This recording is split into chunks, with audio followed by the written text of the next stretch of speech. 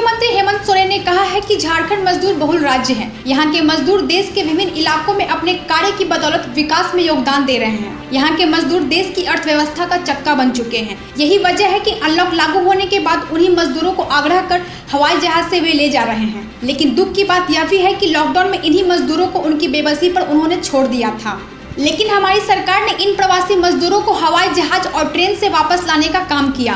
केंद्र सरकार की तरफ से 34,000 मजदूरों की मांग की गई है। इसके लिए हमें पत्र भी लिखा गया है ताकि विभिन्न परियोजनाओं में झारखंड के मजदूरों को काम पर लगाया जा सके। मुख्यमंत्री ने कहा कि झारखंड के लोगों को रोजगार उपलब्ध कराने की दिशा में तेजी से काम हो रहा है। मनरेगा में 3 नई योजनाएं शुरू की गई, वहीं शहरों में भी रोजगार सृजन की योजनाएं लागू की जा रही है। उन्होंने कहा कि इस राज्य का हर नागरिक अपने पैरों पर खड़ा हो, इसी का प्रयास सरकार कर रही है। इसके साथ खनिज संसाधनों पर सेस लगाने का काम सरकार ने किया ताकि सरकार के राजस्व में इजाफा हो और इसके इस्तेमाल राज्य के विकास और लोगों के कल्याण में किया जा सके।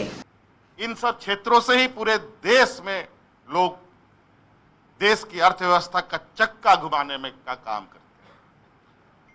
जिन मजदूरों को खदेड़ा गया, आज उन्हीं मजदूरों को 6-6 महीना एडवांस दे करके हवाई जहाज की टिकटों से वापस लिया जा रहा है। और उस वक्त जब उनको धुतकारा जाता था, उस समय झारखंड सरकार अपनी मजदूरों को हवाई जहाज से लाने का काम कर रहा था।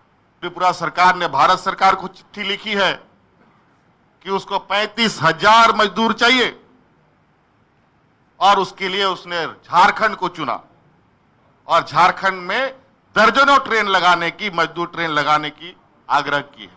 उसका पत्र हमारे पास आया को लेकर के आज ये राज्य इतना बेबस कि मजदूर पुनः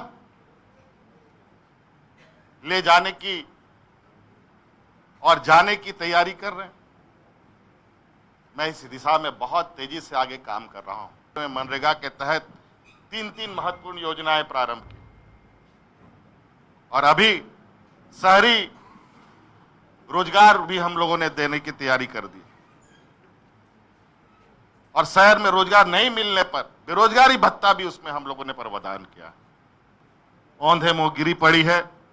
जिस तरीके से नौकरियां लगातार जा रही हैं, जिस तरीके से आज जो कार्यरत लोग हैं, मध्यवर्गीय लोग हैं, उनकी तो हालत ऐसी है, ना वो भीख मांग सकते हैं, ना वो लाइन पे खड़ा हो सकते हैं। आज उनको मरने के अलावा कोई उपाय नहीं।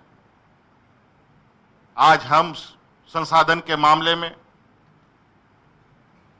हर घड़ी केंद्र सरकार की ओर टकटकाई लगाए खड़े रहते हैं कि केंद्र से हमें धन प्राप्त होगा, हम अपने गरीबों को, अपने राज्य के लोगों को, किसानों को, मजदूरों को रोजगार देंगे, उनकी सहायता करेंगे। तरीके से अभी विगत दिनों जीएसटी को लेकर के राज्यों और केंद्र सरकार के बीच में गुत्थम गुत्थी हुआ।